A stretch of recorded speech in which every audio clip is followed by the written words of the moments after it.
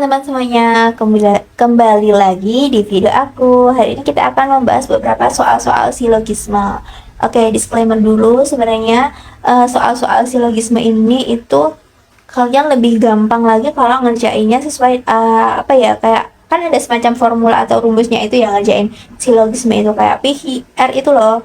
Nah, tapi jujur di sini aku sebenarnya bener-bener nggak hafal kayak kayak semuanya ya main P apa ya, sorry, kayak main P tambah R atau apa jadi gini ya, itu aku sebenarnya jujur aku nggak hafal. Jadi dari awal aku belajar silogisme itu aku ngerjainnya sesuai logika aja, kayak logika analisis gitu. Dan itu sebenarnya mudah banget gitu, nggak mudah banget ya, ya lumayan mudah gitu loh. Jadi jujur kalau aku lebih mudah dengan secara logika ya daripada rumus-rumus kayak gitu. Soalnya jujur aku emang nggak bisa ngafalin sebanyak itu. Jadi lebih gampang pakai logika kalau menurut aku ya. Tapi kalau teman-teman udah tahu rumusnya itu lebih lebih bagus lagi karena pasti jawabannya nanti insya Allah lebih tepat sih kayak gitu. Oke, jadi kita langsung ke soal nomor 1 ya. Tapi disclaimer ini aku pakai logika aja. Oke, langsung. Semua pegawai negeri harus mempunyai baju korpri, ya Allah. Sorry, kaget. Semua pegawai negeri harus mempunyai baju korpri. Dian memiliki baju korpri. Oke, adakah yang bisa menjawab soal nomor 1 ini? Aku hitung sampai 3 ya. Mungkin teman-teman ada yang bisa menjawab. 1, 2, 3. Oke, mungkin dari beberapa teman-teman udah ada yang bisa menjawab ya.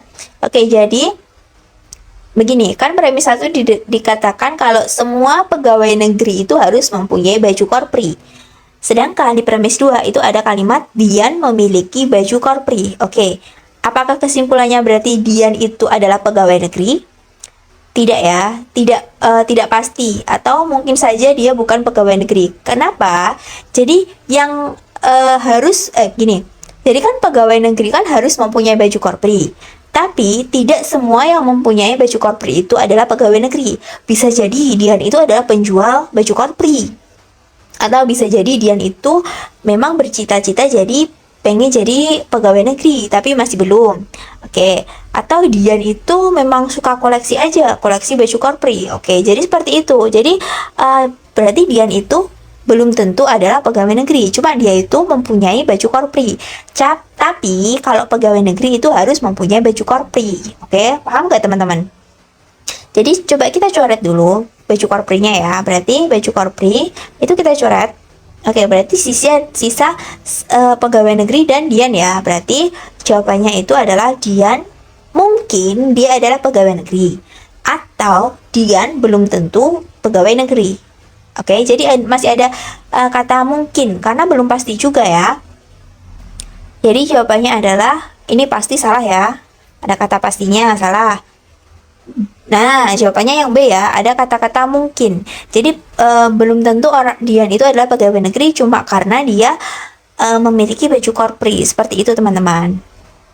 Nggak langsung ke sebenarnya soal kayak gini tuh masuk ke logika analisis gak sih? Jadi kalau aku gampangnya ngerjain kayak gitu. Tapi kalau kalian paham atau hafal formula rumus-rumusnya itu yang PQRS itu, kalian pasti nanti jawabnya juga lebih tepat. Jadi nggak pakai logika aja. Jadi bener-bener kalau kalian nggak hafal itu, logikanya harus main. Kayak gitu. Oke, karena soal ya.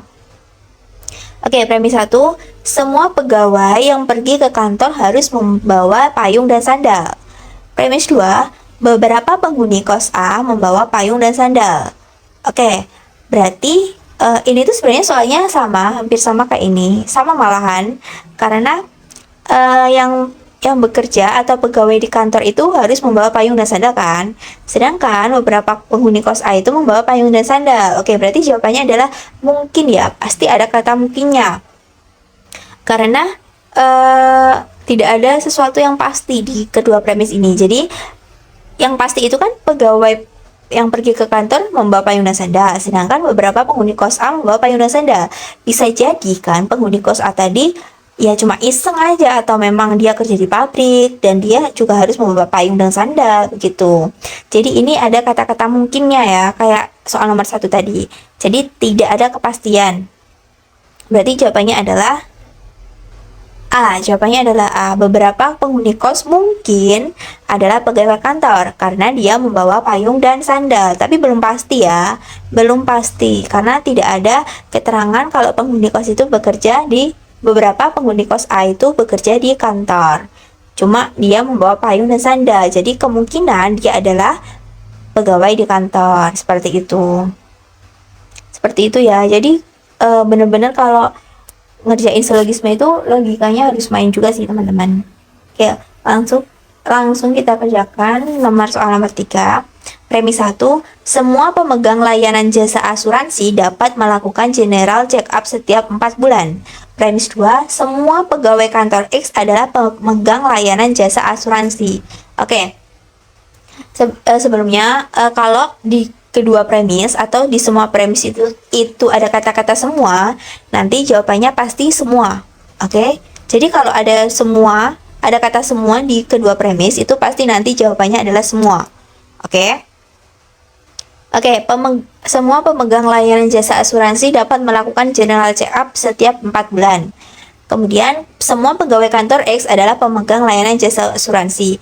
Berarti berarti kalau yang mempunyai layanan jasa asuransi tadi dapat melakukan general check up setiap 4 bulan, sedangkan semua pegawai kantor X itu adalah pemegang layanan jasa asuransi, berarti kesimpulannya adalah semua pegawai kantor X dapat melakukan general check up setiap 4 bulan.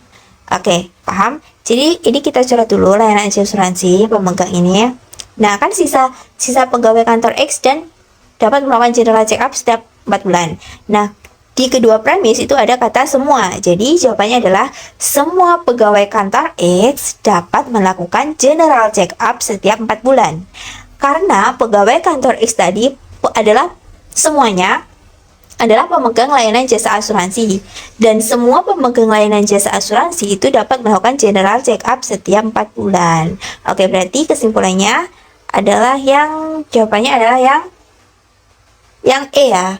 Jadi semua karyawan kantor X dapat melakukan general check up setiap 4 bulan. Oke, sebelumnya maaf ya kalau mungkin penjelasan aku kurang bisa ditangkap teman-teman. Soalnya jujur emang sebelumnya kan udah aku kasih tahu kalau aku itu pakai logika aja. Seperti itu, dan mungkin penjelasan aku juga kurang bagus juga ya, soalnya jujur aku juga nggak begitu bisa jelasin gitu loh.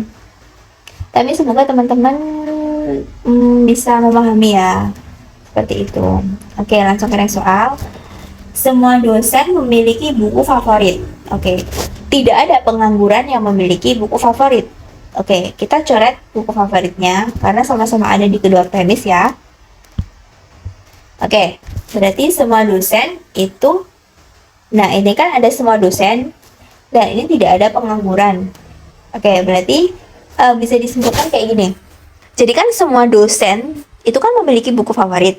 Sedangkan tidak ada pengangguran yang memiliki buku favorit. Oke, dari sini saja sebenarnya sudah bisa langsung disimpulkan kalau semua dosen itu bukan pengangguran, atau bisa jadi ubah kata-kata tidak ada pengangguran yang merupakan dosen. Karena jadi kayak ini. Kasarannya ya, mudahnya. Jadi kalau mau jadi dosen itu harus memiliki buku favorit. Ini syaratnya harus memiliki buku favorit karena semua dosen ya di sini ya. Nah, sedangkan tidak ada sama sekali pengangguran yang memiliki buku favorit. Oke, berarti kesimpulannya adalah semua dosen itu bukan pengangguran atau tidak ada pengangguran yang merupakan dosen. Kita langsung ke optionnya ya. A. Semua dosen ilmu negara memiliki buku politik. Oke, ini tidak ada hubungannya sama sekali dengan kedua premis. B. Beberapa dosen bukan pengangguran. Nah, ini salah ya. Ini salah sekali karena di premis 1 kan ada kata-kata semua, sedangkan di premis 2 itu ada kata-kata tidak ada. Berarti jawabannya pasti bukan beberapa. Oke, kalau nggak semua, pasti jawabannya itu tidak ada. Jadi bukan beberapa atau sebagian itu bukan ya. Oke, langsung ke C. Tidak ada dosen yang merupakan pengangguran. Nah, ini jawabannya ya. Jadi tidak ada dosen yang merupakan pengangguran. Oke, kita coba ke yang option D. Beberapa. Nah, ini kata-kata beberapa ini salah ya. Ini juga salah. Nah, ini juga salah beberapa. Oke, jadi kalau di salah satu premisnya itu ada kata semua atau tidak ada. Intinya di kedua premis, di kedua premisnya itu ada kata-kata semua atau tidak ada. Pasti jawabannya itu bukan beberapa atau bukan sebagian. Oke? Jadi itu adalah salah satu syaratnya. Jadi kalau di kedua premis itu nggak ada kata-kata beberapa atau tidak ada kata-kata sebagian, berarti jawabannya bukan beberapa atau sebagian. Jadi itu salah satu kuncinya ya. Oke, kita ke next soal. Oke. Ini ada tiga premis ya, berarti ini 1, 2, 3. Oke, kita langsung kerjakan. Sebenarnya kalau tiga premis itu sedikit lebih sulit, tapi kalau logikanya main, insya Allah ini mudah.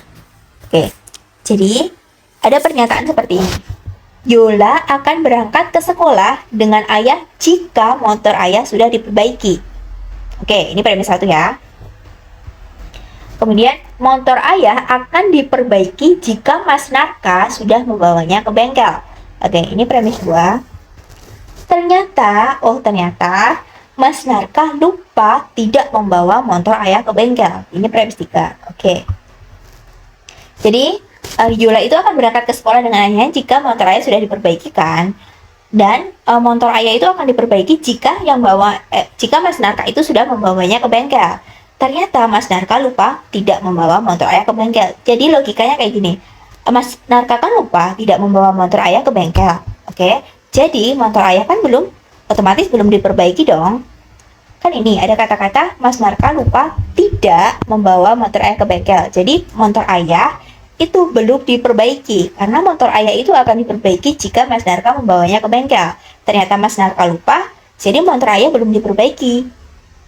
Dan kalau motor ayah belum diperbaiki, nah ini kan Yola akan berangkat ke sekolah jika motor ayah sudah diperbaiki. Ternyata motor ayah belum diperbaiki. Jadi otomatis Yola tidak jadi berangkat dengan ayahnya naik motor, ya kan? Berarti Yola tidak jadi berangkat ke sekolah dengan ayahnya karena motor ayah belum diperbaiki karena Mas Narka lupa membawanya ke bengkel. Jadi seperti itu. Paham nggak teman-teman? Gimana ya cara mudah ngejelasinnya? Pokoknya intinya kayak gini kan, si Yola tadi kan akan berangkat ke sekolah bareng ayah jika motor ayah sudah diperbaiki. Oke, 1. Kemudian motor ayah itu akan diperbaiki jika Mas Narka membawanya ke bengkel. Ternyata Mas Narka lupa tidak membawa motor ayah ke bengkel. Jadi otomatis kan motor ayah belum diperbaiki. Jadi Yola tidak jadi berangkat ke sekolah bareng ayah karena motornya belum diperbaiki. Jadi seperti itu ya teman-teman. Semoga teman-teman bisa paham. Kita langsung ke option. Yang A, Yola akan diantar Mas Narka ke sekolah. Oke, ini bisa jadi, tapi tidak ada pernyataan yang membantu di premisnya. Di ketiga premis. Tidak ada pernyataan seperti itu. Yola akan menunggu motor ayah diperbaiki. Oke, ini juga salah. Yola akan berangkat ke sekolah bersama ayah. Ini juga salah ya. Karena Yola akan berangkat ke sekolah dengan ayah jika motor ayah sudah diperbaiki. Ternyata belum. Oke, D. Yola tidak berangkat bersama ayah ke sekolah. Oke, ini jawabannya ya. Yola tidak berangkat bersama ayah ke sekolah karena motor ayah belum diperbaiki. Yang E juga salah. Yola tidak masuk ke sekolah. Nah, ini salah ya. Bisa masa hanya gara-gara motor ayah belum diperbaiki Yola tidak masuk sekolah? Kan masih banyak alternatif lain ya. Seperti itu. Oke, langsung kita ke next soal. Ini. Oke, ini ada dua premis. Oke, sebelumnya ini kan ada kata-kata semua dan tidak ada. Nanti pasti jawabannya itu antara kedua ini. Jadi pasti jawabannya itu kalau nggak semua, ya tidak ada. Paham? Jadi kita bisa coret option-option yang beberapa sebagian itu. Nah, ini bisa kita coret. Ini salah. Oke. Kalau di kedua premis ya, kecuali kalau di sini ada kata-kata beberapa atau sebagian, nah itu pasti jawabannya itu beberapa atau sebagian. Oke. Langsung, semua peserta tes memiliki kartu tanda masuk ruangan. Tidak ada orang di luar gedung Gerahadi yang memiliki kartu tanda masuk ruangan. Oke, berarti kan semua peserta tes itu kan memiliki kartu tanda masuk ruangan. Sedangkan di luar gedung Gerahadi itu tidak ada yang memiliki kartu tanda masuk ruangan. Berarti kesimpulannya adalah,